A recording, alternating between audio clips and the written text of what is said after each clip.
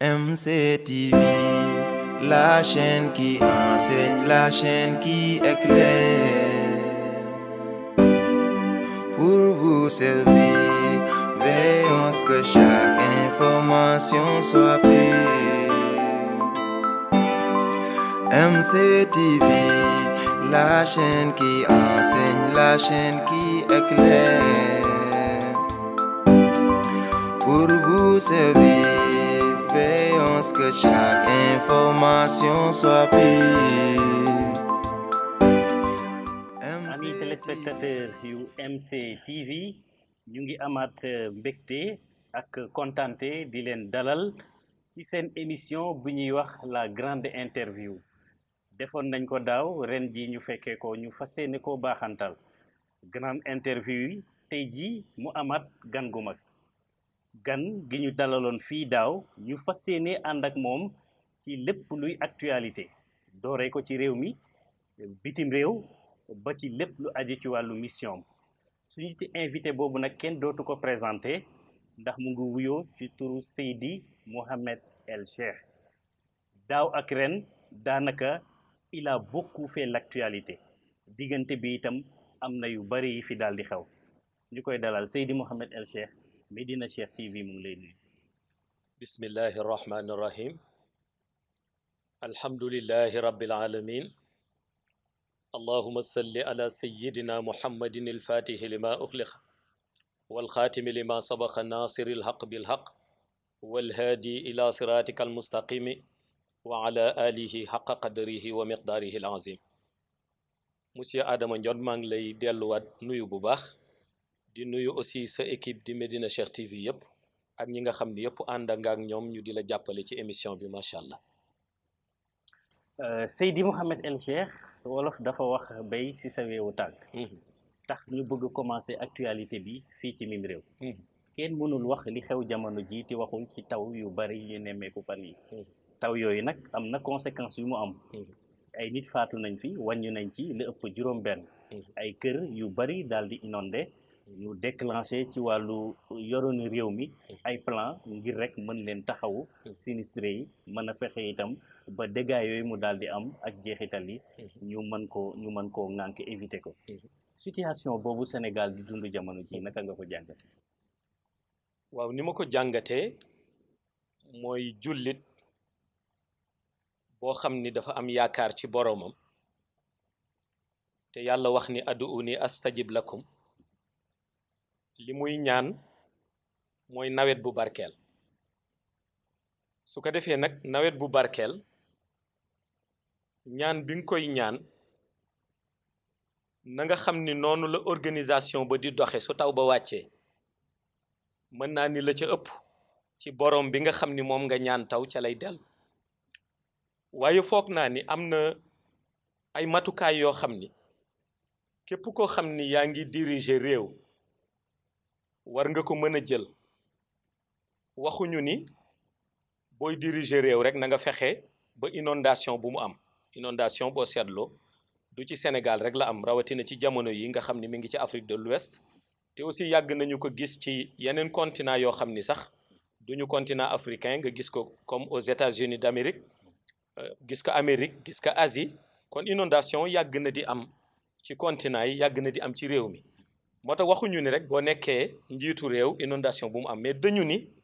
gouverner c'est prévoir donc na nga fexe ba jël les devants ba nga xam ni tey jii su inondation amee peut-être dina am benn plan d'assainissement bu ñu teg boo xam ni ndox mi ni mu mel tey comme nañ koy gisee ca Kër Massar xëy na am na matukaay yoo xam ni suñu ko jëloon ndox mi dana bare waaye du mel noonu mu mel loolu nag kenn mënu ko lu dul ñi nga xam ni ñoom ñooy jiite parce que ñiy jiite ñoo war a prévoir plan d'assainissement boo xam ni tey jii lu taw bi bare dina ndox mi dinañ ko mën a évacuer mu dem ca dex ga wala mu dem ca géej ga wala mu dem ca feneen foo xam ni peut-être su fa nekkee du indi lu bare ci loo xam ni ay dégâts la ñu koy tuddee kon nag mën nañ ni situation bi nga xam ni gis nañu ko actuellement ci Sénégal concernant inondation yi li ñuy def rek mooy di ñaan yàlla woyofal ko ci kaw ñi nga xam ni inondation bi dal na leen waaye aussi ñu fexe ba beneen yoon lu mel noonu dootul amati loolu nag li koy indi mooy ñu xool nan la ñuy organiser ba nga xam ni ndox mi ni muy taxawee ci benn béréb parce que am na béréb yoo xam ne ndox mi dina fa taxaw at du fa jóge ñu fexe ba béréb yooyu ndox mi di taxaw wala ndox mi def ka jaarukaayam wala ndox mi di fa des bay nangu ay kër jàmbur ñu fexe ba xool daal nan la ci gouvernement bi di taxawee ba organiser ko ak benn plan d'assainissement boo xam ni loolu dal ñu ci at mii xëy na yàlla mën na dogal mu bañati nu dal ci yeneen at yu nu jëm léegi nag concernant ñi ci ñàkk seen bakkan li ñuy def rek mooy ñaanal leen yàlla jàppale leen ba nga xam ni fii ñu jóge bu ñu demee fële ca barzaq foofu moo leen di gënal parce que ni ma koy waxee rek jullit amul lu dul dara xew mu dellu ci yàlla daal di koy ñaan mais dellu boobu ak ñaan boobu yëpp nag du tee ñu taxaw temm nag daal di jël suñu ay mesures yoo xam ni dana tax ba ñu créer ay plan d'assainissement yoo xam ni ndox mi mën na ca jaare ba bu beneen yoonee lii nu gis ci ay dégâts ak li mu def actuellement mu bañati def lu ni mel macha allah. ok ñu lay jaajëfal ci question boobu. ñaareelu laaj bi ba tey ci li yitteel mim réew. mooy wàllu violence bi. ñu nemmeeku ne fan yi daal bari na. ba jéggi dayoo. non seulement bari na mais anam bi ñu koy defee léeg-léeg dafay ñaaw ci façon boo xam ne mii ni ñu ko woon. tey jii mu dem sax ba mu ànd ak benn jikko yu yàqu yoo xam ne boo tëjoo sa néeg sax yéeg ni jikko yaa ngi yàqu. situation boobu ci réew mi ngay dund boo ko doon jàngat tey jii loolu wax. situation boobu li ñu koy jàngate mooy benn mooy responsabilité bi yëpp dañu ko partagé entre parents yi entre ñi nga xam ni ñoo war a yore sécurité réew mi ak ñi nga xam ni ñëpp aussi bis bu nekk ñu tenir discours boo xam ni xëy na nit ñu yare woon ci wàllu teggin léegi discours yi demeetul noonu ci teggin bi mu war a àndal parce que gis nga bu ñu waxee wàllu violence xel yëpp li muy njëkk dem ci mooy ay ndaw waaw xam nga bu ñu nee wàllu violence nit a ngi xalaat ku yàlla dénk kàttan nit a ngi xalaat peut-être ku yàlla dénk benn matukaay bi wala benn doole bi tey bu ñu demee ba violence bi toll fii ci Sénégal taxawaay bi ñu war a am benn mooy ñu fexe ba sécurité publique bi matukaay yi ñu ci war a jël yépp ñu gën ko jël ba nga xam ni kenn ku nekk boo nekkee sa kër di nga am sax lu ñoo tuddee minimum ci wàllu sécurité parce que xam nga ci violence boobu ngay wax am na ñoo xam ni ci kër jàmbur la ñu fekk nit ki sàcc alalam faat bakkanam responsabilité boobu état bi am na ci wàll parce que donte état bi sax mënul jël benn gendarme bu nekk wala benn policier bu nekk mu tekk ci benn buntu kër waaye am na organisation ak ay patrouille yoo xam ni suñ ko doon def ci yenn waxtu yi ci guddi gi patrouille yi bare dina dem ba toll foo xam ni xëy na kenn ku doon bëgg def yenn yi da nga am loo ragal tuuti kon kooku seen wàll la beneen bi aussi mooy parents yi war nañu xoolaat njaboot gi ñu am ñu xoolaat njaboot gi gëstu ci lan la njaboot gi nekk jéem leen yaraat jéem leen delloosi ci suñu wàllu culture ak suñu wàllu philosophie parce que ñëpp xam nañ ni philosophie bi suñu mag ñi bàyyeenu te nu di ko dund actuellement bokkul ak bi nga xam ni tey jii ñi nu am ñun ñoom ñi ngi ciy roy exemple mooy suñu waxee mag bi par exemple yar na njaboot gi ba ni leen di leen doxalee nii yéen ak seen dëkkandoo yéen ak ki ngeen di jëflanteel ci wàllu dund tey jii jeunesse bi ñu ci bari ñi ngi seeti di roy ñeneen ñoo xam ni peut-être ñoom seen philosophie bokkul ak bu mag ñi xëy na ñoom bu leen nit amee les bor buñ koy régler bu ne ñuy yóbbu seen kalachnikov dem ci moom ni ko fay ñu su leen fayul nu tiire fa yu mel noonu buñ duggee ci kër duñu fëgg dañuy dajji buntu kër ga wax lu leen neex génn kon yar boobu tey jii mën nañ ni boo gisee muy manqué li ci ëpp tey internet beeg nga xam ni ku toog sa néeg connecté di gis lu nekk ci àdduna xëy na bokk na ci li influencé xalaatin bi nga xam ni tey jii bare na ñi nga xam ni am nañ ko ci réew mi kooku benn wàll la beneen wàll bi aussi nag dañ ciy delloo si li nga xam ni yàgg naa ko wax bu yàgg ni bare na lu nit di def tey jii ci wàllu violence nga defe ni moo ko tey fekk na am na leneen lu nekk ci gannaaw lu mel ni affaire yi bi nu duggee ci réewum Sénégal yàgg na ñu ngi fi créer ay dégâts yoo xam ni kenn mënu ko natt indi nañu fi musiba yu ëpp yoo xam ni tey jii ñu bari seen bët mi ngi ciy tegu nii waaye duñu xam le pourquoi yu mel ni accident yi yu mel ni nga jékki saa gis nit mu dóor doomam ba doom ja jaare ca faatu jékki saa nga gis nit ci lu tuuti mu jël paaka jam nit mais yooyu yëpp bu nu jàpp rek ni peut-être xëy na nit ki yaradi ko wala nit ki mooy doxale noonu am na leneen loo xam ne aussi mi nga ca gannaaw te loolu mystique yi ñoo ko mën a xam muy afaarit yi dañuy dugg ci biir nit ñi di réagir ci ñoom parce que boo seetloo rek ni organisation yi di doxee ci wàllu violence yi ngay gis actuellement nii ak ni muy demee di nga xam ne am na loo xam ne nit ku yàlla dénk xel rek doo capable def lu mel noonu. kon soo ko defee rek am na la pourquoi. waaw léegi boo ji doon proposer benn solution ci loolu lan lay doon. bu ma doon proposer solution mooy damay wax ni nañu delluwaat ci source alquran surtout ci ayatul kursi kenn ku nekk tey war na fexe ba jàng ka di ko jàngal njabootam. kenn ku nekk war na fexe tey ba sa njaboot mokkal ko waaye kenn ku nekk war na fexe ba bis bu xëy mu am dog boo xam ni dana ko ciy def di ñaan yàlla karange mais aussi di ñaanal njabootam karange parce que aussi nag bu nu tolloo foofu mën nañ ni lu nu mën dimbali lenn rek la mooy delluwaat ci alquran te ayatul kursi mi ngi fi pour lool. d'accord Seydi Mouhamed El Cheikh ñu seq jéego. dem ba bitim réew. du ñu sore nag ndax réew yi ñu gën a jege lañ koy dooree muy Mali. Mali gis nañu fa la fa xew. mooy askan wa jóg jaamarloo ak seen njiitu réew mu dem ba sës armée bi ñëw récupérer pouvoir bi mu nekk loo xam ne bari na commentaire li tax nag mu suscité intérêt mooy li ñu miinu benn nit bu yëngu ci wàllu diine di imam Mahmoud Dicko mu jiite woon mouvement boobu nga xam ne ndaw yëpp dañoo topp ci ginnaawam waaye ci mujjantal gi nag militaires yi ñoo jël pouvoir bi similitude yooyu ñuy faral di nemmeeku ci réewu l'Afrique yi jël exemple bu Mali naka nga koy jàngate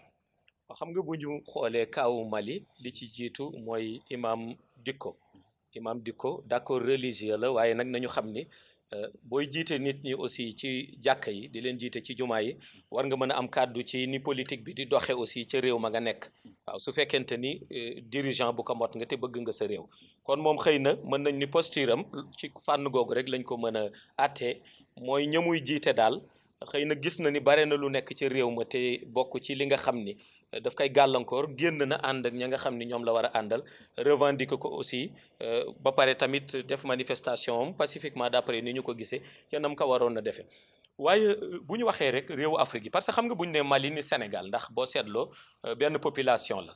ñun sunu mbokk yaa nga Mali ñii ña nga Guinée ñii ñi ngi Gambie ñii ña nga Mauritanie kon Sénégal ak mbooloom ñi ko wër ñëpp dañuy jàpp ni ay dëkkandoo ñoo fi nekk ay mbokk ñoo fi nekk kon bu ñu ne Sénégal rek dañuy wax Mali li ñu gis nag mooy su fekkente ni population dañu jóg ñu dem ca urne ya daal di jël seen carte d'électeur tànn benn nit fekk programme am doy leen ñu wóolu ko ba noppi voteel ko ba mu nekk président war na bàyyi xel ci yan anam la ñu ko voteele waaw war na bàyyi xel aussi confiance bi nga xam ni peuple bi am na ko ci moom defe naa ni loolu bu ku nekk toogoon ci njiit yi nu am Afrique mu toog jàngat ka ba pare nangu ko problème yi ñuy dund yëpp foog naa ni du ko dund parce que démocratie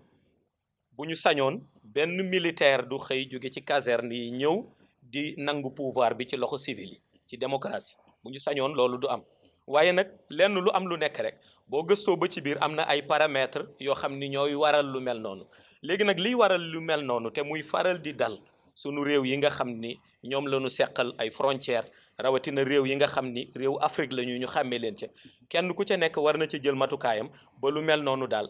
bañ a nekk loo xam ni dafay continuer ci Afrique. ndax d'accord nga ci ñi nga xam ne dañuy wax ne imam wala ki ñuy dund ci wàllu spirituel nañu yem ci basang yi bàyyi ñu war a jiite réew yi ñu jiite réew. waa xam nga ñu bare dafa fekk na dañu leen jàngalul lan mooy imam xamuñu aussi luy imam parce que ñun pratiquement imam rek mooy ki nga xam ni dañu ko jëli tey yóbbu ko ci jàkka ji ni ko kaay jiite julli ji mu jiite julli ji pour ñoom balaa jiitee ti jullee warati jot mais imam dafa am droit woo imam dafa war a revendiquer li nga xam ni njëriñ la ci ñi nga xam ni ñoom lay jiite ci jàkka ji mais imam aussi dafa am kàddoom ci diine mais am kàddoom aussi ci réew mi mu dëkk ni muy doxe kon loolu kenn mënu ko xañ imam su fekkente ne nag dañu ko tënk ci imaamu aada rek maanaam kaay jiite julli balaa ngay waxati jullee jotati loolu vraiment ki koy wax wala ki koy foog peut-être xëy na dafa xamul rôlu imam waaye imam moom war na dugg ci li nga xam ni lépp loo xam ni dafay jëmale société bi kanam imam war na ci dugal ay loxo. beneen coow Seydi Mouhamed El Cheikh ba tey ci wàllu l'Afrique mooy mbirum élection ak ndax diw am na sañ-sañ def ko wala amu ko maanaam yu ci mel ni ndax président ba am ñaari mandat am na droit def ñaar wala ñetti mandat souvent nag buñ koy gis day fekk constitution ñu soppi ko ba mu may leen ko ñu gis kaa bi xew Côte d'Ivoire bu yàggul dara ak seen président bi nga xam ne dafa bëgg wuutu boppam di Ouattara am ñu mu doon concurrencel ñooñu itam ñu kale leen jamono ji nag mu indi coow bu bari foofu ndax ñi jàpp ne Laurent Gbagbo ak Guillaume Soro ñi nga xam ne dañ leen kale waroon nañ mën a bokk ñu ci bari ñu ngi sàkku processus électoral bi ñu dakkal ko donc coow am na fa ñu gëstuwaat feneen Guinée ñu gisaat li lu mel ak Alpha Condé manifester yi commencé war na présenté wu warul présenté war ñu njort ko itam Sénégal ndax ñu ngi koy rumandaat mbir yooyu nga xam ne dafay faral te bu ñuy nemmeeku rek daanaka l'Afrique lay faral di dellu si yow ban gis-gis nga ci am waaw jàngat bi ma ci am mooy rek ñu def benn analyse boo xam ni peut-être mooy ci situation yooyu ñu njortu ko Sénégal ñun duñu faral di njort ñun dañuy faral yàlla di ñu yëgal liy ñëw ñu di ko xam na muy doxee moo tax am na ci débat yoo xam ni li ci ëpp sax duñ ci dugg di wax wala di ci dugg di naan nangam ak nangam te fekk na yàlla dogal na jotagul li ma ci xam daal mooy ni muy doxee muy suñu jëlee nit fal la nga jiite réew le président de la République c'est le gardien de la Constitution su ñu nee yow yaay le gardien de la Constitution boo ñëwee pour man Constitution bi lu koy dooleel nga war a def waaye paaka loo xam ni day dem peut-être ba kenn dootul mënati ràññee texte yi dëgg-dëgg lan la léegi nag soo fekkee Constitution bi moom mu bind ni 2 mandats defal 2 mandats yam ci parce que yaay le gardien de la Constitution soo fekkee Constitution bi ñu bind ko ndax Constitution bi xam nga ñu ko bind ay borom xel lañu ñu ko bind aussi xëyuñu suba rek daal di xool benn këyit di ci bind dafa nekk loo xam ni ci réew dafay doon lu sacré kenn ku nekk boo ñëwee ci réew mi yow lii sa warugar comme ni ñu koy waxee le président c'est le gardien de la Constitution da nga war a fexe ba respecter Constitution bi na muy doxe na nga ko fekkee boo fay jógee aussi nga fexe ba bàyyee ko noonu mais gis nga problème yu bari ci Afrique lu mel noonu moo koy jur à chaque fois ñu woote benn référendum changer constitution à chaque fois ñu woote nit ñi ñëw leen nii ñu xool pour man chef d'État li nga war a njëkk bàyyi xel du sa intérêt bopp mooy sa intérêt population sa population ci yan anam nga mën fexe ba nu am stabilité parce que moo jiitu nan nga mën a fexe ba sa population mën a dund seen économie dox nan nga fexe ba sa population am sécurité gis nga yooyu def naa ko ciy xalaat te amu ci moom benn intérêt lépp intérêt population la foog naa ni dana tal leneen lu dul di xool moom ndax 2 mandats wala 3 mandats parce que jiite responsabilité la moo tax booy jiite na mu waree gis nga booy jiite na mu waree responsabilité bi yàlla teg sa ndodd yëpp nga jiite lu mel na réew gis nga booy jiite na mu waree la ngay njëkk tal yow mooy nan ngay fexee ba doxale li nga war a doxal yëpp joxe mbir yi jóge fi si jàmm dem sa yoon waaw mais doo nekkaat mukk di xalaat naan yaa ngi yuutuwaat leneen loo xam ne xëy na bu dikkee dafay jur coow wala dafay jur ay musiba wala dafay jur loo xam ni kenn souhaité wu ko kon kenn ku nekk daal li tax nu fal la na nga fexe ba nga respecté loolu waaye na nga fexe ba constitution bi nga xam ni ñu ko bind ay borom xel lañu ay borom xam-xam lañu nga bañ fexe di ko changer te fekk na boo koy changer sa intérêt personnel moom moo la yëkkati man daal jàpp naa ni chef d'État yëpp surtout ñu nekk Afrique suñu bàyyee xel responsabilité bi leen yàlla dénk muy la nga xam ni warloo nañ ko ak seen population defe naa ni seen yitte bu mujj mooy di tal naan yaa ngi xool nan nga fi toogeewaat ak nan ngay changer waat constitution ak leneen waaye kenn ku nekk rek dana xool lan mooy doxal économie réewam ba tey fu nu dégg réew yu mag yi ñu mën fa dégg Afrique. d'accord ñu jéggaan ni l'Afrique ci dem ci yeneen réew. Makka. foofu am lu ñu miinul loo xam ne am na fa mooy ren ji tijjuwul frontière am aj Makka ni mu toll yëpp amul déplacement ren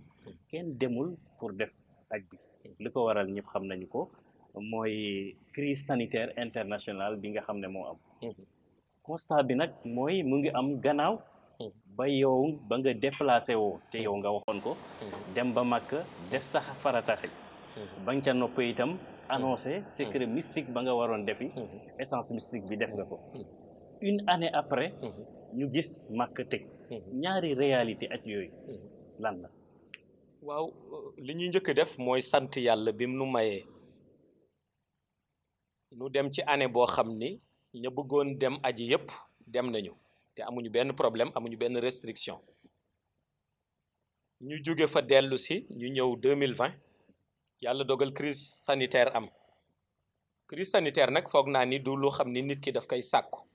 du lu nit di créer lu borom bi di toog ba yàgg xool jamono na muy doxee la ak yenn réalité ya nga xam ni xëy na gis na ni àndul ak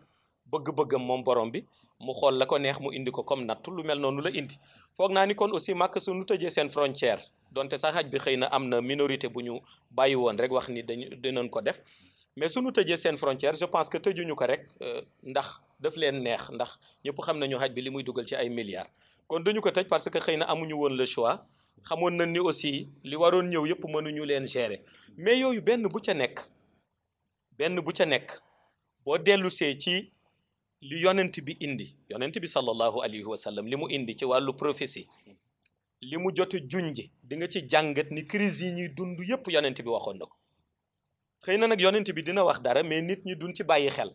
ba crise bi jot su crise ba jotee nag kenn ku nekk di demander fan la jëm mais crise yi ñuy dund yëpp yonent bi jàngale woon na ko kenn ku nekk nag lan la war a xool mooy nan la ñuy def ba génn ci crise bi parce que crise bi am na ba noppi nan la ñuy def ba génn ci crise bi tey loolu moo war a doon question kenn ku nekk koo xam ne yaa ngi dund ci àdduna léegi nag li nga xamee ne am na màkk nga gis tey jullit yu waroon dem xaj 2020 demuñu yàlla moo ko dogale noonu fànn la boo xam ni yàlla moo koy dogale noonu waaye fànn boobu yàlla di dogal yàlla lu mu dogal lu nekk am na lu mu namm moo tax mu indi dogal bu ni mel léegi nag yàlla la mu ca namm soo doxee tuuti da nga ca teg sa bët incha allah. waaw ñuy delluwaat. ba tey desaat ak àdduna bi. ci say jàngale. dang ñuy jàngal ne Imam al Mahdi. nit ku ñuul lay doon te Afrique de l'Ouest lay génne. ñu nemmeeku ci jamono yi ñu wees. te yaa ngi ko aj sax ci jàngale yonent bi. ak yenn ci ay nitu yàlla yi ci mel ni Seydina Cheikh. ñoom ñëpp ñu wax ci. gannaaw illustration yooyu. ñu ne axiru zaman lay ñëw. naatable wu ñu ne nag ci axiru zaman la ñu nekk. ñu gis ci àdduna bi États-Unis rawatina. ay mouvement jóg. ay nit ñu ñuul ñiy sàkku ngir. ñu réhabiliter deru nit ku ñuul. li ko waral mooy événement yi ci xew ak toroxal yi ñu leen di toroxal. bi ñu ko defee mu am vague. à travers le monde ñu ci bëri du soutenir thèse boobu. ñuy laaj ndax dafa am corrélation. ak ñëw. nit ku ñuul kooku ñuy wax Afrique de l'Ouest lay génnee di Imam al Mahdi laaj boobu ñuy laaj ne nañu delloo nit ku ñuul dignité. waaw xam nga bu ñu xoolee ci kaw États-Unis d'Amérique moom dañuy wax ni ci histoire lu mel noonu yàgg na fa boo jëlee ko mel ni Martin Luther King xeex na ci ba tey borom I have a dream waaw nga xam ni mooy j'ai fait un rêve moom moo daan wax l'homme épris de justice n'a point de place dans un monde injuste. Martin Luther King gis nga lim ci xeex. gis nga ni ñu ko assassiné kon problème boobu am aux États-Unis ñii delloo ko ci wàllu racisme ñii ni noonu lu racisme xëy na nii la demee nangam la demee kon loolu du tey loolu yàgg na xëy na nag dañuy dox muy gën di ñu maanaam ñu dem ba defe ni jeex na à chaque fois ñu di ko gis boo indee organisation boobu delloo si ko ci wàllu Imam al Mahdi xam nga Imam al Mahdi soo demee ci comme ni ñuy faral di waxee. man toujours bu may indi mission Imam al Mahdi dafa am benn mbir mu nekk ci man benn mbokk daf ma ko mës a wax ni ma boo gisee am ñu dul d'accord ak yow mooy ci say discours bare woo ñoo arrangé ma ni ka nag da nga juum parce que man ñëwuma pour arranger kenn dama ñëw pour dox sama mission def sama discours waaw kon ñëwuma pour naan bu may wax naa jéem a arranger diw wala arranger diw non loolu ku ko bëgg ci Sénégal sax je pense que doo wax lu sotti waaw parce que boo waxee lii dana arranger ñii du arranger ñel du arranger ñel li ñu ma xamewul rek mooy tooñ moom du ma ko def parce que bokkul ci sama yitte waaye bu ñu ñëwee ci cadre Imam al Mahdi li ma ci wax dafa leer naa ñi ni midi dama ni man bu may basé wu Imam al Mahdi wax naa la chiite yi wax nañ ci sunnite yi wax nañ ci tey boo demee ci wahabi bi yoona yi am na ñoom nu nu ko gisee soo demee ci salafiste yi ñu ni la nangam boot koo dem ci moom am na nu mu koy dégg sufi yi sax ñi nga xam ne bokkuñu ci tarixa tijaniya te di sufi am nañu ci seen wax mais man dama ni su ma ci basé wu ci waxu Mawlaay Cheikh Ahmed Tijani Chérif lay basé wu waaw missionnaire am laa ci waxam lay basé wu ci xaqul yaqin te mu ni Imam al Mahdi ci xadaraam lay bokk ci xadara tijaniya waaw te defe naa it loolu ma ci wax xëy na sax explication rek ma ci dugal mais nekkul loo xam ni lu may jéem a di natable ak demee na ni dem lu ma am xaqul yaqin la ci mission am ci début mission bi 2022 fin wu mission bi 2075 je pense que nag suñu demee ba léegi toll fii gis Amérique ak noir yeeg nu mu mel ak rassemblement yi tey ak statut sax yi nga xam ni fàtte nga ko gis nga commencé nañu di dindi daaneel yenn statut yi nga xam ne niñ leen xamee woon xëy na nekkuñu woon ñoo xam ne encouragé woon nañu cause bi nga xam ni noir yi doon nañ ko fa def yooyu yëpp dama naan yàlla dafa am rek lu muy wane waaw dama naan yàlla dafa am lu muy wane parce que yàlla la muy prédire ci alquran mooy ñi nga xam ni daan nañu leen massacrer daan nañu leen wàcce daan nañu leen toroxal daan nañu leen suufeel yàlla ci honnêtetéem dana dem ba jamono mu def ñooñu ñu doon suuf léegi nag yàlla bu bëggee organiser benn système il faut mu indi désorganisation ba kenn dootul xam fa mu jëm muy soogay organiser loolu ci ay principe am la bokk. d'accord beneen bi Seydi Mouhamed El Cheikh en 2018 dañ ñu avertiroon ci catastrophe mondiale bi nga xam ne moo am muy crise sanitaire bi comme niñ ko junjee mu dem ba jamono crise bi dugg ñu gis ne daal am na ñu dem ci jaaxle ci crise bi ba dellu siwaat ci enseignement ak yenn ci ay prières ñaan yi nga joxe woon ñoom ñu koy jëfee te xamuñu ne sax ci yow la jóge monte avertiroon nga peuple bi jox leen lii tax ñu mën cee mucc te dafa mel ni écho bi nga ci am wala retour bi nekkul woon lu ñu doon xaar ndax da nga doon jéem a sauver tey jii boo doon interpréter sa relation ak peuple sénégalais bi boobu nga xam ne da ngay prédire yëf jot ñu waroon ci jëriñu mais finalement mu indi leen loraange ban message nga leen di wax waaw message bi may njëkk wax mooy ni ñu koy waxee rek sénégalais la Sénégal laa juddoo fii laa yaroo fii laa commencé di màgg ndax màgg moom mag ñi nee nañu su demee ba jeex rek màggati ci topp te yàlla dogal na xëy na demaguñu bay màggat fii laa ñaan yàlla dëkk kon xam naa réew mi waaw xam naa réew mi xam naa ñi fi jiitu woon li nu daj ci réew mi waaw xam naa it ñi fi yéene woon nit ñi ñu baax lanu leen ca mujj fayee ca seen yéene ba loolu yëpp xam naa ko ndax jàng naa ko ci mag ñi kon aussi loolu man mënuma épargner waaw man loolu mënuma épargner boo defee discours xëy na nit ñi dinañ ko gise nii ñee gise ko ne li ma ci xam mooy sul ma doon déglu du nu dugg mukk ci kàmb parce que luy ñëw wax naa leen ko ba ma leen ko waxee 2018 wax nañ ca lu ne ban ca waxee lu ne ba mu ñëwee def nañu ñaan ya dem nañu sax bay envoyé ñaan ya ñoo xam ni fii lañu bokk ndax am na sax ñu dem ba xamuñu dëgg-dëgg sax fu ñaan yi jóge fu nekk joxe nañ ko fa kon dama jàpp ni xëy na loolu dabaatal la mais nun loolu dérangé woon xam nga nun lépp loo xam ne gis nañ ko muy ñëw ci àdduna ñu am ci ndigalal Mawlaay Cheikh Ahmad Tijani dinañ ko wax ku ko jëfe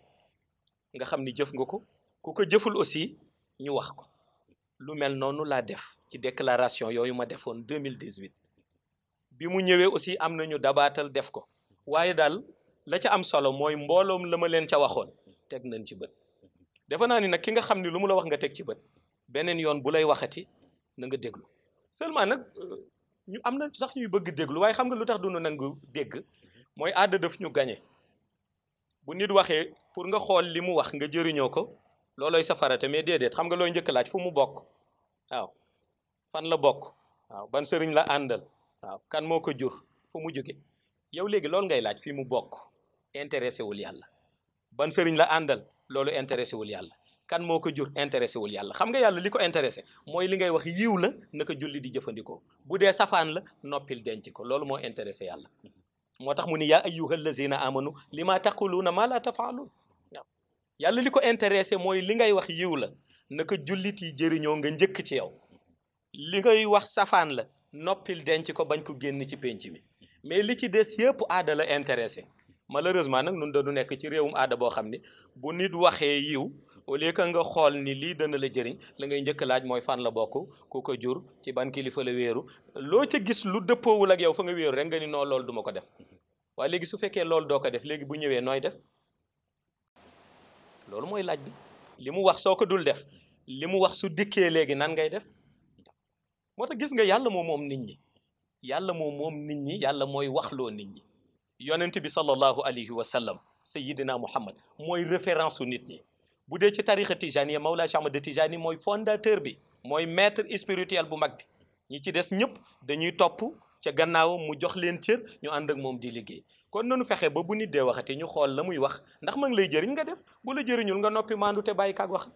loolu laa ci gis. ñu jeexal actualité internationale bi ak li nga xam ne mooy xar kanamu àdduna bi.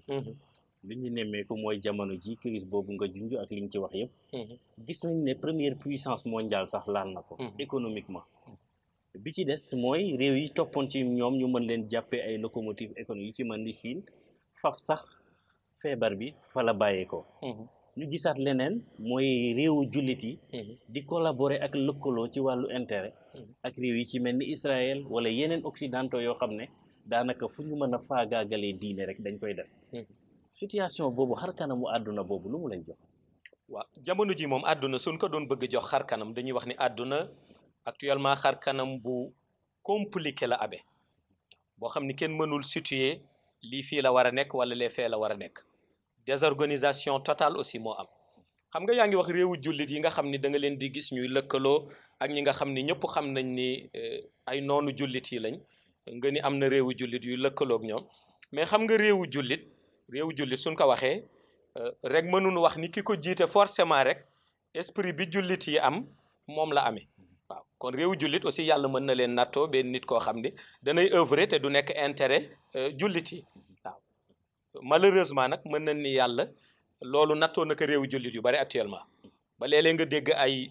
protocole yoo xam ni bu ñu ko signé ak yenn réew yi wala ay accord yoo xam ni suñu ci d'accordé ñu ni réew nangam ak sàngam d'accord nañ ci da ngay demander nan la réewu jullit mën a d'accordé ci lii waaye fekk na soo leen jugé tooñ réewu jullit ba ndax li ci ëpp parfois yàlla nattoo na leen njiit boo xam ni moom œuvré wul pour intérêt jullit yi mais peut-être intérêt personnel moo tax muy œuvré kon loolu da nga koy gis actuellement ci politique bi nga xam ni am na ci àdduna beeg na muy doxe ak xar kanam bi beneen bi aussi mooy grande puissance bu mu mënta doon grande puissance bu mu mënta doon doole yàlla tolloowul ak benn waaw kàttanu yàlla tolloowul ak benn kàttan te aussi defe naa fu àdduna toll dama koy wax mbokk yi rek ma ni leen ki toogoon 2017 wala 2018 wala même 2019 mu dajale ay nit ci penc wax ak ñoom ni leen 2024 dana am benn feebar boo xam ni dana ñëw benn virus boo xam ni maanaam dina sonal àdduna bi yëpp ba ñu bare annuler seen vol ñi confiné wu ñi daal di tëj seen frontière économie bi di daanu te kenn du ñeme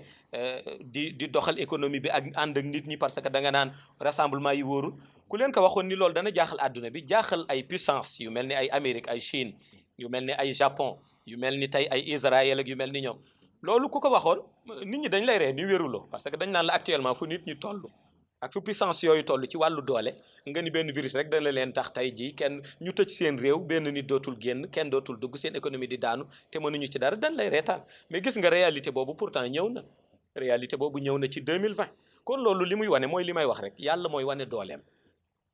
yàlla mooy wane dooleem la mag ñi daan faral di wax mag ñi daan wax ni yàlla paaka la kenn du ko jiitu ci mbar yàlla mooy wane dooleem yàlla day wane ni ak doole lu mu bare puissance yi lu ñu téye seen économie lu ñu jàpp ni ñoom tey jii dara mënu leen ébranler mën naa indi benn virus bu ndaw mu ébranler leen walillahi junudu samawati wal ard waaw parce que yàlla amul lu mu amul ci ñoo xam ne ay soldaawam la ñuy taxaw uniquement mu wax leen rek ñu exécuter ordre te ñooñu bu ñuy exécuter ordre yàlla daf leen di yar ci lépp xam nga waxoon naa ko ay mbokk mooy bi ñenn ñi doon ma wax ni am na réew yu ni su tàngaay bi ñëwee virus bi dafay wàññeeku parce que xëy na sedd bee kay may ñii ni noo bu dee dëkk ndox ma ni leen gis nga xay ba niñ ko xamee su yàlla di yabal soldaawam daf koy yar ci tàngoor yar ko ci seddaay yar ko ci ndox yar ko ci taw yar ko ci ngelaw yar ko ci lépp gis nga soldat ba bu ñëwee bay exécuter mission amul benn mbir moo xam ni mën nañu ko boole tey jii ci yoonu tudde phénomène naturel yi yoo xam ni dana ñëw wala catastrophe naturelle yi ba baare loolu parce que yàlla moo ko ci yar te tey defe naa loolu ñu waxoon ñëpp ñi ni woon bu tàngaay bi ñëwee dafay wàññi gis nañ ni ba mu tàngee boo demee aux États-Unis ba mu tàngee defe naa ni dafa mel na sax ci le virus bi gën a yokk kon loolu loxo borom bi la léegi nag pour régler problème boobu nanu dellu ci borom bi parce que loxoom la mais jëme ko fan fu mu ko jëme fi ko borom bi jëme mooy li ma wax rek gis nga borom bi fi mu toll yonent bi sallallahu alayhi wa sallam prédire na ko lu dul benn du ñaar yii ñuy dund comme musiba yëpp ci axiru zaman yonent bi daan na wax ni axiru zaman musiba yi daanu bare ba ëpp niir yi ci asamaan kon xam nga benn musiba kese du am te aussi tamit borom bi dafa bëgg samp système am système borom bi nag la kenn mënul xam ci yan anam la koy sampe ak ci nan la koy sampe mais gis nga bu ko bëggee samp dana désorganiser bépp système bu turam nekkul soo koy indi système boo xam ni turam lay doxe Seydi Mouhamed El Cheikh ñu ñëw ci fi la ñëpp di xaar mooy sa mission daaw junjoon nga fi atum 2020 mais la grande offensive spirituelle ñu tàmbale ko ak engouement bi mu am ñu dem diir ay weer yàlla def crise bi am mën nga ñu defal bilan wu grande offensive spirituelle waaw xam nga grande offensive spirituelle mën naa ni bàyyiwuma ba ñu àgg Dakar ma soog koy commencé maa ngi ko commencé fii ci Médina Cheikh le 9 décembre 2019 mooy bi ma waxee benn baat boo xam ni am na sax ñu jëloon t-shirt yi bind ci baat bi tellement que xëy na baat bi daf leen xaw a neex mooy ba ma ne woon li des léegi mooy off nopp yi on ruux yi waaw maanaam tëj nopp yi ba noppi nag tëj ji ruux yi grande offensive spirituelle xam nga ñu bare ngi defe ni xëy na engouement bi ñu gisoon à Dakar gis ko Rufisque gis ko Thiès bi ñu demee peut-être loolu mooy grande offensive spirituelle yitteem lépp rox ya la su doon tey grande offensive spirituelle suñu ko décrété rek il faut nit ña toog di la déglu pour loolu mën a sotti kon dañ naan njuumte bu rëy la door bi ñuy door dama ni dañuy tëj nopp yi tëj ji rox yi la gis nga ba léegi grande offensive spirituelle bi maa ngi koy doxal ba léegi maa ngi koy doxal tey sax laa ko gën a doxal que su ma génn man su ma tëjoo ca laa gën a mën a doxal grande offensive spirituelle que su ma génnee parce que xam nga su ma tëjoo damay connecté ak rox ya fii ak kenn ku nekk ci juróomi continent yi nga nekk damay connecté rox yi fii ak xayba connecté rox yi fii ak barza kon ba léegi maa ngi doxal grande offensive spirituelle léegi nag da ngay def micro trottoir nga dem laaj borom kurus yi ndax maa ngi wax ak ñoom wala waxuma ak ñoom ndax ñi ngi may gis wala gisuñu ma ndax maa ngi organiser conférence ak ñoom ci guddi yi wala organiser wu ma ko defal micro trottoir nga dem ci borom kurus yi nga laaj leen daañu ne la Seydi Mouhamed El Cheikh ba léegi ma ngay doxal grande offensive spirituelle. mu nga kon xam naa waa MCTV di ñàkk ñuy def ci benn micro trottoir wala enquête pour gën a firndeel askan wi beneen bi ba tey ci sa biir mission Seydi Mouhamed El Cheikh ngay faral di lancer ay défis damay dem def nangam nga def ko ñëwaat dañuy faral di joxe exemple ba xew fees joxewaat itam exemple bi nga xam ne def nga ko ca Makka donte bari na ay coow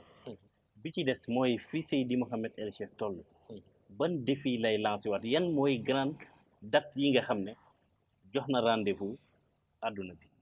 waaw xam nga li may faral di wax actuellement ñi ngi l'an 2020 te maintenant ñi ngi ci mois de septembre ba léegi 2020 des na te 2020 moom grande offensive spirituelle bi rek la te wax naa la ba léegi maa ngi koy doxal ndax dama ko doxal ànd ak ñi may àndal ñuy organiser ay rassemblement ay conférence ay wasifa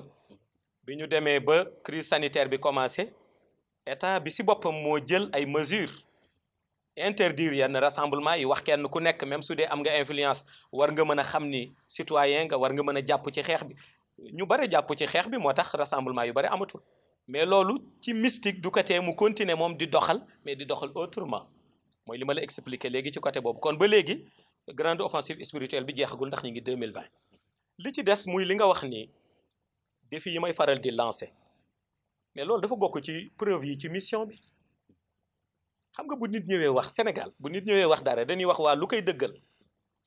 mais pour man liy dëggal nit ki su waxee mooy mu ni leen danaa def lii def ko parce que gis nga nit ku yàlla ngemb ñu naan nitu yàlla dañu ni waxam mën na guddee waaye du fanaan àll waaw mag ñi loolu lañ daan wax nee na ñu nit ku yàlla ngemb waxam mën na guddee waaye du fanaan àll mooy lu mu wax soo doxee tuuteeg lu mu yàgg-yàgg da nga ci teg sa bët kon loolu dafa bokk ay preuve ci mission bi beneen bi aussi lancer défi dafa nekk lu ma bëgg man xam nga lu tax ma bëgg ko gis nga mën dara di ko wax dafay neex ci xol waaye mën dara di ko def moo ko dàqati moo tax ngay dégg ma ni leen ñëw leen ma def nangam malheureusement rek da nga koy wax ñu commentaire débat après ñu fàtte ko waaye balaa mu doon gën a neex su ma nee ñëw leen def nangam ñëpp ñëw ñu def ko ñëw leen ma wan leen nangam ñëpp ñëw ma wan leen ko ndax mën dara di ko wax neex na lool waaye mën dara di ko def moo ko dàqati te ñun mission bi ñu jox li ñuy dox di ko jëf Mawlaay Cheikh Ahmad Tijani Chérif ci barkeem daf nu ko mën loo loolu moo tax grande offensive spirituelle bi ñuy continuer ci côté ruuxaani yu ak ruux yi nga xam ni ñi ngi fexe di am ak ñoom connexion di partager ak ñoom réalité yi nga xam ni ay réalité la yuy dellu ci monde xayb noonu la ñuy continuer ba 2021 bu 2021 jotee ñu génne beneen facette bi waxoon naa ko ca Dakar dama ni 2021 li ma bëgg wane mooy ñi weddi woon ni yàlla dafa maye xam nga am na léegi ñu bare boo waxatee ñaari baat lan lay wax da ngay dégg ñu naan ah wali yu amatul waaw waaye bi wali yu di am waaw nangam ñenn ñi nga dégg ñu ni waaw ñenn ñi nga dégg ñu ni waaw yàlla mayeetul mais bu njëkk ba muy maye yàlla lam daan maye démb tey la ko gën di maye da nga naan kay amoo sensu dajeeg nit ñi mu maye mais yàlla lam daan maye démb tey la ko gën di maye parce que mag ñi dañu ni su dee lam daan maye démb mayeetu ko kon c'est parce que dafa jeexal te yàlla du jeexal xëy na da nga amul sensu dajeeg ñi mu may léegi nag l'an 2021 dana am lenn rek lu néew lu tuuti loo xam ne du bare ci li yàlla may doomu aadama yi ñuy dund dana am lu ma ci dimbalee nit ñi fii ci réew mi ak ci bitim réew ci at yi nu jëm incha allah. kon da nga koy denc ba boobu. dama koy denc ba boobu ndax génn guma ba léegi ci grande offensive spirituelle maa ngi ci xolu grande offensive spirituelle ndax maa ngi connecté gi rox yi di wax ak ñoom ñu may dégg di yónnee ma di leen dégg te boo demee ci borom kursi boo leen laajee ci xàqul yaqin dinañ la tontu. ñiy weddi dafa bari. te défi bi nga def itam dafa mag. ndax ku doon weddi di nga rus loolu du lu ndaw de. waa xam nga weddikat moom weddikat sax néew na léegi ndax bu njëkk ba la weddikat gën a bare bi weddikat yi dee taxaw ak yonent bi ci kanamu kaaba gi yonent bi di wax ñuy xool yonent bi ak leeram di xool kaaba gi di weddi pour man boobu la weddikat bare woon mais léegi weddikat yëpp presque ci bind la ñu nekk waaw weddikat yëpp maanaam dañuy toog di bind rek wala ñu lëngoog diw naan nangam ak nangam moo tax ñun vraiment kuy weddi sax nag concerné wuñu parce que ñun kuy gëm moonu concerné waaw weddi fii lañ ko fekk te itam xam nga ñu bari dañu defe ni Seydi Mouhamed El Cheikh dafa nekk kuy sonn pour nit ñi gëm ko sonnuma pour nit ñi gëm ma damay dox tranquillement sama mission di joxe ay date yi di jot may dox ci date yi di wax di jëf ñuy gis waaw mais sonnuma ci pour gu ma gëm nan ngay sonnee te kilifa di la dee ki la jox ndékki jox la añ ni la buy reer di jot ma la koy indil da nga sonn naan jàppale leen ma kat ndax mbaa daa reer nangam non doo ci sonn da ngay xaar ba reer jot mu indil la mais da ngay wax nit ñi ni leen danaa reer moo tax ñun sonnuñu ci pour nit gëm ñu weddikat yi fii lañ leen fekk nanu continuer seen weddi bu leen neexee weddi yéen nañ ko continuer ba yowmal xeex ñoom la concerné concerné wul sama compagnon xam nga man lu ma concerné li ma war a wax li ma war a jëf ba ma yëgee ni àdduna du yàgg ba yowmal xeex am nit di ma jugé ma yëg ni àdduna du yàgg ba nit jël sama dossier ci xay bu di ma àtte ma yëg ni àdduna du yàgg ba nit naan yàlla kii kat bu ko mayeti nangam na nga ko may nangam yàlla di la déggal ba ma xamee ni nit mënul loolu mënul def loolu mënul ci loolu dara ca la noppalu ndax benn baaraam laa gëm buy joxañ nga xam ne lu mu joxañ ma dem fa muy ki ma defar te muy Mawlaay Cheikh Ahmad Tijani Chérif benn bët laay xool lu ma xool loo ma xool muy yonent bi sallallahu alayhi wa sallam te moo gën ñëpp benn ndigal lay déglu benn ordre muy ordre borom bi keneen ku dul ci ñooñu gëm naa ni mënuloo ma yàqal dara looloo tax la ma war a wax laay wax la ma war a jëf laay jëf la ma war a def laay def boo ko gëmee baax na boo ko weddee aussi sa droit la am nga droit weddi. waaw yaa ngi joxe ay date te ñu bari ñu ngi lay fexeel am na sax ñu lay àppal. loolu loo ciy wax. waa xam nga appel koo xam ni appam weesu na sonal sa bopp la parce que buy fàtte ñi may appel boobu defe naa bi ñu ma commencé dégg la dañ ma yéex a dégg sax nag ndax man ku dëkk Ndar gi xam nga ni ba ma taxawee ànd ak xadara bi ma àndal naasiril xaq bil xaq di riir may fekk ëttu aada dóor fa xaqiiqa fekk ëttu caaxaan dóor fa dëgg boobu du léegi boobu 14 ans laa am kon dañ ma yéex a dégg léegi nag comme yéex nañ ma dégg am na ñoo xam ne bu ñu ma déggee 2016 2017 sa lan ma commencé doon appel mais bu ma juumul dafa mel ni 2019 di lan ma appaloon waaw te ñu ngi ci 2020 kon app ba weesu na waaw nanu fexe jéem a appal seen bopp ban date la ñuy fexe nekk wëliyu waaw ban date la ñuy fexe dem xadaratul ilahiya ban date la ñuy fexe ñu enregistré leen ca daayiratul ihaata ban date la ñuy fexe bu diwaanul xiraa ameetee ñu fekke ko na ñuy fexe di àpp loolu te bàyyi di ma àppal ndax man maa ngi fi ba 2075 di dox di wax di jëf di leeral ba 2075. incha allah Seydi Mouhamed El Cheikh am na itam beneen date 2022. ngay faral di ko wax mu neex lool ñi nga àndal. nga ne di nga yëkkati loxo. nga ne c'est le moment. quel moment. waaw c'est le moment parce que mooy sama mission sama tàmbali mission 2022 loolu feet bu rëy la boo xam ni ñëpp ñi nga xam ni bëgg nañu leer ñëpp ñi nga xam ni ñi ngi xeemeem yiw ñëpp ñi nga xam ni bu nu sañoon lëndëm wàññeeku leer bare ñëpp ñi nga xam ni bëgg nañu yàlla bëgg yonente bëgg Mawlaa Cheikh Ahmad Tijani feet bu rëy la ci ñoom parce que mooy sama début mission te defe naa ni fi àdduna bi toll mais ñëpp tey ji koo laaj télévision yi boo ko tijjee internet koo déglu dañuy wax àdduna bi daal yàlla indil nu ku nu sauvé yàlla indil nu ku nu sauvé loolu rek moo ci mën dara pour régler lépp mais ma ni est-ce que yàlla bu leen indilee ku leen sauvé aussi est-ce que di ngeen nangu condition yi mu leen di sauvé est-ce que di ngeen ci ànd parce que yàlla bëggul ku tàyyal yàlla ku am volonté la bëgg te volonté bi yàlla bëgg ci jullit mi ngi dooree ci mu taxaw temm ci li neex yàlla mu di ko def li nga xam ni yàlla bëgg ko mu di ko moytu Mawlaa Cheikh Ahmad Tijani soññ bi muy soññaate ci malaanu wasifa yi la bu sañoon naasiril haq bil haq day riir ñëpp di ko dégg ci àdduna yëpp tal atel haq bil haq di riir ñëpp di ko dégg ci àdduna yëpp te yooyu yëpp léegi boo xoolee bari na mouvement yoo xam ne ñi ngi dox naan nanu yàlla indil sauveur nanu yàlla indil ku nu dimbali mais bu nu sañoon ki leen di dimbali ci leer du ñëw mukk parce que xëy na am na yeneen yu ñuy def ci biir mais li ma la ci mën a jox rek comme exemple da ngay dégg nit di wax ci tarixa tijaniya nit di wax ci Mawlaaya Cheikh Ahmad Tijani di wax ci yonent bi di soññi nit ñi ci jaamu yàlla di soññi nit ñi ci malaanu wasifa mais nit ci même tarixa boobu la bokk taxaw di ko contre waaw kooku bu la nee bëgg na tarixa bi avancé war nga ko gëm nga gis nit di wax ci diine di xeex ci diine nga xam ne li muy wax yëpp kat mën nga tëjji téere yi sax dëggal ka dara du ci intérêt lépp intérêt diine yi la génnul waxu yàlla génnul waxu yonent bi nit di mbubboo diine di xeex kooku te am na sunuri nga defa ni kooku bëgg na diine avancé kon gis nga fii réew mi naxante yi dafa bare dugg ci bunt bi ni feeñ ni nii laa mel ndekete ci gannaaw yaa nga mel na neneen loolu dafa cee bare loolu yëpp nag bu ñu foog ni yàlla daf koy bàyyi rek ba yowmal xiyaam ku nekk mu situé la fam la situé donte loolu la ñëpp di xaar mais gis nga kuy dunde noonu yàlla dana la weer ci monde shahada balaa ngay dem. Seydi Mouhamed El Cheikh au-delà de 2022 yan mooy say date clé yi nga mën a joxe rendez-vous ci lii ñëw. waa xam nga date buy ñëw bu nekk rek nit ki def li muy njëkk def mooy bàyyi ci xel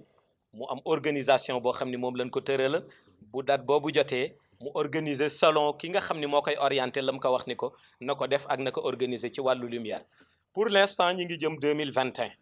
pour l'instant waxi 2021 la ñuy wax su 2021 jeexee ñu soogay ñëw ci waxu 2022 su 2022 jeexee ñu soogay ñëw ci 2025 bu jeexee ñu continuer ko noonu ba 2075 lu ci nekk rek balaa jot na ma daan def ak yéen tàmmal leen ko lay def ak yéen mooy danaa toog ni leen danaa def nangam ñi gëm ni tàccu ni dana ko def ñi weddi ni noo day wax du ko def mu jot ma def ko ñi weddi di seetaat leneen lu nu mën a dingat waaye dootul doon loolu. beneen bi mooy défi bi nga def mu yëngal Sénégal yëngal àdduna ci solution bi nga wax ci wàllu Covid 19 bi remède scientifique la wala remède mystique wala ñaar yëpp ak pouvoir boobu ban pouvoir la. waa xam nga bu dee remède scientifique foog naa ni scientifique yi ci àdduna bi bare nañu loolu te kenn ku ca nekk aussi joxe na xalaatam ñoom ñëpp ni ma leen déggee boo tënkee seen xalaat mooy ñi ngi wut vaccin xamuñu ndax daan ko am xamuñu ndax duñ ko am ñoom ñëpp xalaat bi nu joxe bu ma ko déggee mooy virus bi nii la mel xëy suba dawaat télévision ni def na mutation nee la mel kon ba léegi scientifique yi man li ma déggagum noonu laa déggagum ñuy wax mais déggaguma ci kenn ku ni non am naa connaissance yëpp léegi jeex na xam naa signe yëpp naa ko faj déggaguma ko déggaguma aussi ci côté médecine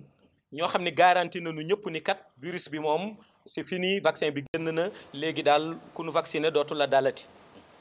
kon kenn ku nekk yaa ngi ci gëstu déclaration boobu ma def nga xam ni presse bi jëlaat na ko fii ci sunu réew Sénégal waxoon naa ko le 15 bi passé dama ko def en tant que citoyen sénégalais boo xam ni yàlla may na ko mu am saafara ci li ñuy dund mu proposer leen saafaraam ni su ngeen ma nangulee conditions yi ma ànd ak yéen organiser ni nga xam ni noonu laa jàpp ni suñ ko organiser te tekk ci yaqiin lii kat même bu fi jugul ba jeex tàkk dana fi wàññeeku wala dana dem ba ña nga xam ni daloon na leen ñi ci ëpp ca ñoom danoonu am tawféex kon kaay leen ànd ak man ñu organiser ko ñenn ñi gëm am na sax ñu ni waaw yéen kay comme wax na loolu dem leen seeti ko mu trouver ci solution ñenn ñu ni non mënul nekk ñenn ñu ni non duñ leen ci dugal mais foog naa ni ñun connaissance bi nu am même su dul dara kuy gëstu ci wàllu virus bi waroon nga nu mën a déglu ak xel ñu jox la ci orientation xam nga actuellement ñi ngi septembre 2020 ci la ñu nekk actuellement nii gis nañu au Sénégal fii virus bi commencé na di wàññeeku ci li ngay dégg chaque jour communiqué yi ñuy def léegi gis nañu ni cas contact yeeg transmission communautaire bi gis nga commencé na di wàññeeku mais kan moo leen wax virus bi jeex na tàkk ak kan moo leen wax ndax nii rek lay continuer kan moo leen wax ndax amul beneen organisation ca gannaaw mais yooyu yëpp waa xëy ba am na luñ ci xam mais léegi ñi nga xam ne am na luñ ci xam ñi ciy gëstu du ñu dem déglu ñooñu ñu dee leen ca jox leen ca orientation yu leer naññ ak ay date clé ñu xam date yi ñu organiser selon noonu est-ce que loolu gënul woon pour intérêt général mais malheureusement fii boo waxee comme ni nga ko waxee sànq rek boo dee imam ñu ni ah non jiiteel sa jàkkate toog boo dee mystique nu ni non kii defaral kii bouteille rek ñaanal nit ñi waaw te bàyyi ñeneen ñi ñu gës loolu nag suñ koy def mën naa ni toujours dañuy dem ba à la dernière minute suñu demee nag naan pourtant waxoon na ko pourtant jëfoon na ko pourtant ni mais foog naa ni am nañu yàlla may yaqiin yoo xam ni lu bare xam nañ ko ci te man personnellement ni ma koy faral di waxee bàkkuwuma ci nekkuma di ko wax pour di wut tur parce que am na ñoo xam ni sax buñ ko waxee wax nañu non dañuy wut alal wala ma ni wut alal man ku ma xam-xam ni wutuma alal man su ma doon wut alal ñi ànd ak man ñi ci ëpp yàlla am na lu mu leen may ci wàllu wërsëg te kenn ku nekk lu ma ni ko woon jox ma ko du fanaan te joxuma ko mais yàlla bindewu ma noonu man du ma exploité bakkanu nit du ma fooyu bakkanu nit man li may wax ñëpp xam ne ni su ma ko waxee intérêt général moo tax ma di ko wax kon ñun li ñu ci xam ci virus bi ak na muy doxee li ñu ci xam yaatu na lool te foog naa li ñu ci xam suñ ko partagé woon ak ñi nga xam ni tey jii ñi ngi ci gëstu mën na am ni bare na lu ñuy gëstu pour trouver solution wala pour éradiquer mu jóge ci réew mi foog naa ni loolu mën nañu dem ba atteindre seen objectif même suñ ko partagé woon ak ñoom sax su leen neexee ñu def ko ci biir néeg suñu paree suñu génnee ñu ne ñoom ñoo ko trouvé mais ñun ñu partagé ko ak ñun parce que nun loolu dimbali jullit yi dimbali ñi dëkk réew mi dimbali àdduna moo ñu ko yóbbi mais mënuñu ci xam lu bare ba pare toog croiser les bras rek ni xamuñu ci dara te ci réalité boobu laa waxe woon te ci réalité boobu laa doxe woon man néew naa ci ñoo xam ni te defe naa ni loolu ñu nekk fii Medina Cheikh mën nañ ko seede néew naa ci ñoo xam ni bi virus bi dooree dañu wax ni ku nekk am nga mbooloo ku nekk am nga njaboot garantil sa njaboot ba du leen laal néew naa ci ñu ko wax néew na ñoo dégg ñu wax discours ba virus bi dooree ba léegi ñu ni daal comme médecins yi ñi ngi def lu nu mën ku am njaboot ku nekk garanti ko ba bu mu ko laal ndax njaboot gi kat nee nañu ëllëg àllaaxira ñun la ñu yaakaar kon nag nañ ko commencé fii ci àdduna nañ leen garanti néew nañu ko wax waaw lu tax ñu bari waxuñu ko comme ni ma ko waxee man de ba ma ko waxee mois de mars ba léegi ñii ñi ngi wasifa ñii ñi ngi xadar ñii ñi ngi julli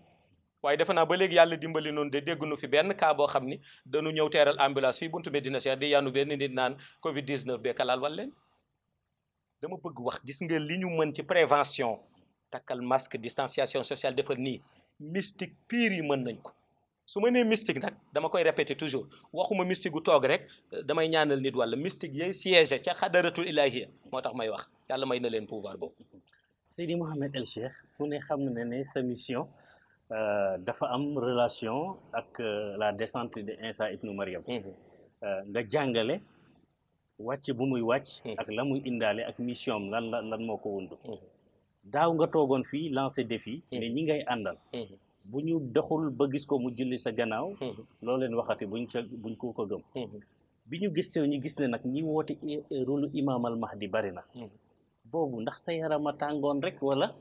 da ngay feddaliwaat ne daal la nga waxoon daaw ba léegi tey nga ci gën a tax. waaw xam nga man moom ku ma xam sax xam ni sama yaram mënul sedd xam nga lu tax xaalu salaatul fatiha tax Mawlaa Cheikh Ahmad Tijani Chérif dem na bay yónnee ci yonent bi ni nañu ko wax mu wàññi tuuti tàngooru yaramam xaalu salaatul fatiha ci rooxu doomu aadama bu koy zikr te caaxaanul yaram ba day tàng jër leer la waaw kon ndax sama yaram a tàngoon sama yaram moom pour dalal sa xel rek bariwul lu muy sedd nag waaw beneen bi muy mission Isa ibnu Maryam xam nga ba léegi man xëyuma rek ni Isa kat dana wàcci waaw Damas lay wàcc nangam nangam da ngeen ko gisee ni yonent bi moo jàngale la descente du prophète Isa ibnu Maryam joxe détails mu leer nañ kenn ku bëgg dëggal loolu tey il faut nga dellu ci yonent bi la mu jàngale ci la descente du prophète Isa ibnu Maryam mu war a wàcc Damas Syrie war a daje ak imam al mahdi war a julli ci gannaawam yonent bi moo ko jàngale yooyu yëpp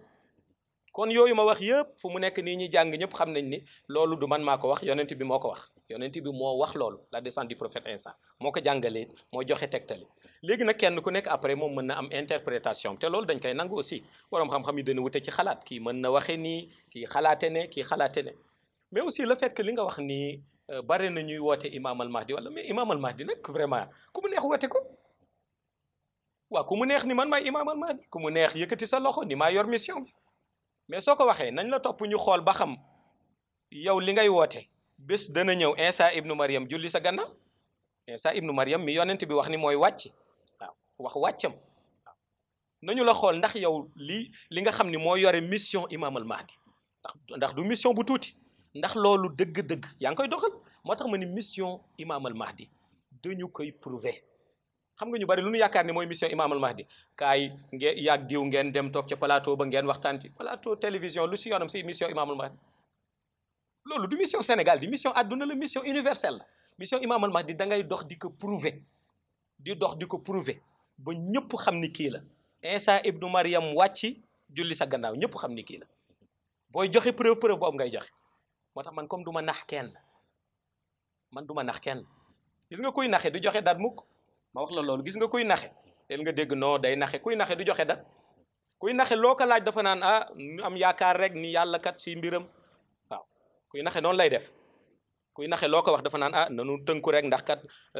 jaam xam na tey kat waaye xamul ëllëg waaw kooku mooy kuy jéem a naxe waaw ki naxewul mooy ki la naan nangam laay def ci dat sàngam mu def ko at sàngam nii laay def su ngeen gisul li bàyyi leen yow fii ban kilifa ban nit nga fi gis rek mu toog naan ay ñi ko topp su ngeen gisul nangam bàyyi leen ma fii nit bu àndeek nit sax day ragal mu bàyyi ko xam nga loolu ku ko mën mooy koo xam ni ñi ànd ak yow ñoo am ci yow intérêt yow amoo ci intérêt kenn man bu may compter xam nga ci kan lay compter ci Mawlaay Cheikh Ahmad Tijani Chérif bu may compter ci yonent bi lay compter te compter ci yonent bi Mawlaay Cheikh moo tax mu mën a compter ci yonent bi su may compter ci yàlla lay compter moo tax nag ma déggoog ñoom te ñoom duñu wax mukk ci caaxaan lu ñu la wax dëgg la soo waxee muy caaxaan yaa wax ñoom waxuñu moo tax ñoom suñ mënee waxal ma wax ñu ni ma doxal ma dox ñu ni ma lancer le défi ma lancer défi Seydi Mouhamed El Cheikh am na keneen acteur la ci mission boobu nga tudd mooy bu imam al mahdi ak bu Isa ibnu Maryam di Dajjal nga indi ci benn enseignement boo xam ne daanaka secoué na toile bi ñuy suivre internet bi dundam tàmbali bi ba fin bi kañ Dajjal ci boppam kañ la waaw xam nga loolu boo gisee ma indi ka jaaxal na sax ñu bare parce que am na ñu ko déglu ñu ni waa xanaa Dajjal moom dafa romb ba tax mu mën a nettali dundam yëpp nan la mën a nettalee dund koo xam ni xëy na gisagun ko ci bët nii ci zahir mais xam nga dañu fàtte missionnaire universel yi nga xam ni yàlla dénk na leen wilaya ci benn xam-xam bi nga xam ni fa la ñuy puiser wu di wax muy wala duniyaati ilmul laduni gis nga ilmul laduni boo demee boo ko décortiquer lu xewagul yëpp ma nga ca biir xam-xam boobu boo koy nettali dañuy jël sa rox yóbbu la ca la xewagul nga mel ni da nga ànd ak xew-xew bi ci jamono ja nga koy nettali moo tax boo koy nettali du am benn jamono joo xam ni da nga ca def erreur wala da nga ca juum wala da nga waxe noo xamee ni peut-être bu ñëwee du mel noonu léegi nag ilmu laduni boobu di wala duniyaati bi foofu laa puiser ci shahru ramadan bi passé di leçon du ramadan yi ma doon def ma jàngal leen de A à Z histoire u dajjal parce que dajjal kat boo demee ba léegi ñu bari bind nañ ci téere ñu bari ñu ngi ciy waxtaan ñii tey bu ñu waxee lii bu subaa ñeneen ñi wax lee kon kenn ku nekk ba léegi am na appréciation am ci dajjal léegi nag man comme ci ilmu laduni xam naa dëgg-dëgg kan la xam naa réalité am xam naa na muy doxe xam naa mission am xam naa casquette am cela éclaircir lu bari loo xam ne concerné na ko léegi nag loolu yëpp moom su demee ba jot ku nekk dana teg ci bët ci jëmmu jooju ku nekk dana gis ni jëmmu ji kat la yonent bi doon wax ni su ngeen ko séenee rek na ngeen ko moytu ku nekk dana xam ni jëmmu ji ni ko yonent bi décrire amul dara loo xam ni ci description ba des la. Seydi Mouhamed El Cheikh ñu ñëw ci mission bi ba tey xam naa ci njeextal li la ñu nekk mission Imam al Mahdi nga lancé woon défi rawatina sax ci Thiès nga wax ne ñu ci bari nag arrangé wu leen waaye di nga ko leeral ba mu leer ci leeral boobu nag ñu doon laaj tolluwaayu mission bi ci àdduna bi ci monde arabe bi ci monde musulman bi waaye ci tarixa bi nga defal ñu xayma waa xayma bi may def ci leeral boobu ma wax xam nga missionnaire ca jamono ju yàgg ba léegi missionnaire mësul arrangé kenn gis nga yonent bi ba mu ñëwee contestation am yëpp niñ ko doon contesté di ko bañ mooy parce que daf leen arrangé wul woon rek bi mu nekkee le dernier des prophètes ñu ni yonent yi jeex na wëli yi ñëw nga xam ni ay wëli yu mursal lañu ñu nekk ay missionnaire donte ay wëli yu yàlla lañu ñooñu it gis yëgaguma ci kenn koo xam ni ci histoire am nee nañu kat moom kat ba mu ñëwee dafa arrangé ñëpp ba suñu arrangé kenn dañ daan dox seen mission muy naqadi ci ñoom léeg-léeg mu neex ñu di ko dox ba ñuy réussir seen mission kon aussi ñun comme ni ma ko waxee ci début bi mënuñu lu dul jaar foofu kon ñun ni ma ko waxee woon rek ñëwuñu pour jéem a arrangé kenn dañu ñëw pour dox suñu mission léegi nag ñi nga xam ni yiw arrangé na leen leer arrangé na leen forcément ñooñu naa leen arrangé parce que nag man bul foog ni rek maanaam ci tarixa tijaniya laa am ay soppe fii Medina Cheikh xam nañ ci dara bare naa soppe ci tarixa yëpp te pourtant am na ñu ma sopp di ñëw te jàngale wu ma seen tarixa tijaniya lay jàngale kon ñooñu xam nga lu leen yitteel mooy yiw la nu bëgg leer la nu bëgg dégg nañu leer xam nañ ko parce que gis nga leer dinaa la ci wax leen gis nga leer da nga naan bëgguma wala nanguwuma wala aadaama jàpp wala diwkat du fi ñëw di ma raw mais leer ñëpp a ko xàmme ndax leer bu duggee sa xol dugg sa rox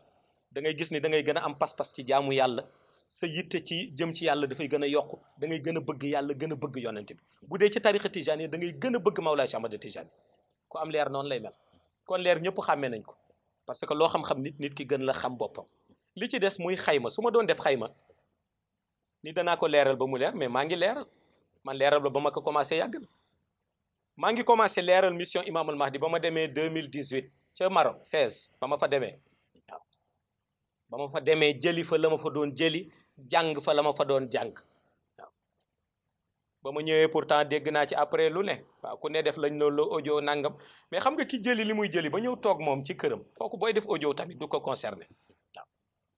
xam naa dañ defoon buñ ko defee sax après dama naan kon jartul leeral ma continuer di leeral ñu ne ma fooy leerale ma ni Arafat laay leeral yamati Arafat déggati lu ne waaw ba nu ñëwee nangam ma ni damay leeralaat grande offensive spirituelle lay leerale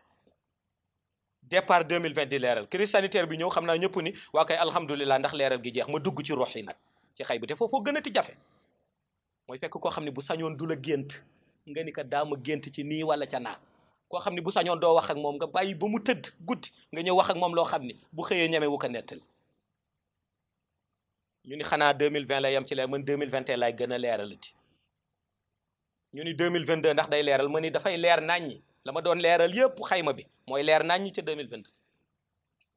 kon mission Imam al Mahdi arrangé wul ñu bare danaa ko leeral ba mu leer naññ ba gën a leer jantu njolloor. Seydi Mouhamed El Cheikh daanaka ñu ngi ci njeextalal émission bi xam naa dañ lay bàyyi nga tàggatoo message de la fin émission grande interview bi lan lay doon. waaw message de la fin grande interview 2020 en premier mooy maa ngi leen di sant bu baax yéen ñi nga xam ni yéen a ñëw ak seen équipe Medina Cheikh TV ba fii ci Medina Cheikh seq ak ñun jotaay bi beneen bi aussi may ñaanal ñëpp ñi nga xam ni yàlla dogal na tey jii ñu ngi dund lu metti ci réew mi nga xam ni mooy réew mi nu nekk te di Sénégal ci wàllu inondation yeeg ci wàllu ñenn ñi nga xam ni tey bu ñu xoolee mën nañu ni lu ëpp ci seen tool yi yàqu na ci ñi nga xam ni tey jii li ëpp ci ay problème ñi ngi koy dund yenn yu bari jóge ci crise sanitaire bi ak ñi nga xam ni ba léegi ñi ngi feebar amaguñu wér kenn ku ci nekk ci ñoom maa ngi lay ñaanal yàlla na yàlla fexe ba yëwanal sa dund may la tawféex ba wér bi nga xam ni ak njëriñ ji nga xam ni yaa ngi ko doon sàkku yàlla jàppale la ci loolu mooy message bi ci jot beneen message bi mooy bi nga xam ni maa ngi koy adressé ñëpp ñi nga xam ni yàlla dogal na guddeeg bëccëg ñi ngi ànd ak man te ñuy samay compagnon yàlla dogal ñuy liggéey bu am solo ci fànn yëpp nag waaw ma di leen wax ni kenn ku nekk fa nga nekk di liggéey ak la nga fay liggéey yëpp ngir njëriñu diine ji ak njëriñu tariqa bi guddi ak bëccëg maa ngi ci teg sama bët waaw guddi ak bëccëg maa ngi ci teg sama bët te aussi maa ngi leen ci encouragé waaye aussi ma di leen dénk la ma leen dénkoon le 15 bi passé ni leen kuy def na yàlla tax kuy def na yonent bi sallallahu alayhi wa sallam ngërëmam tax kuy def na Mawlaay Cheikh Ahmed Tijani Chérif ngërëmam tax gis nga ñi la bëgg découragé ak di la tardeel sàkkuñu la binduñu la dun la atte ëllëg sa yoon bu mu nekk ci ñoom doxal sa mission loolu mooy sa yitti loolu lay dénk képp koo xam ni sama compagnon la may ànd ak ñoom di leen remercier ñoom ñëpp li ci des aussi tamit comme ni ñu ko waxee rek di jox ñëpp rendez-vous ci événement yi nga xam ni ay événement yu am solo la ci diggante xayb ak shahada ñu jëm ci te buñ ca àggee ñëpp daan ci teg seen bët di leen wax ni daal man Seydi Mouhamed El Cheikh mënu xamoon 1997 may dox sama mission contre vents et marées amul benn obstacle bu may nga di ma tardeel seconde waxatuma la ak ay minutes amul benn gestu bu may gestu naan maa ngi tontu diw ak maa ngi wax ak diw man Seydi Mouhamed El Cheikh moomu ñu xamoon ci xaqul yaqin di dox di wax di jëf di joxe ay date ba 2075 maa ngi nii fii ci Medina Cheikh ba 2075. di ko jaajëfal bu baax a baax. Seydi Mouhamed El Cheikh. mbokk yi ñu toppoon ci Medina Cheikh TV ñu ngi leen di gërëm di leen sant di jaajëfal itam équipe bu ñu àndaloon ci liggéey bi yëpp di leen joxati beneen rendez-vous ci seen émission la grande interview jërë ngeen jëf. allahumma salli ala sayyidina muhammadin al-fatihi lima ughliqa wal khatimi lima sabaqa nasir al-haq bil haq wal hadi ila siratika al-mustaqim wa ala alihi haqqa qadrihi wa miqdarihi al-azim.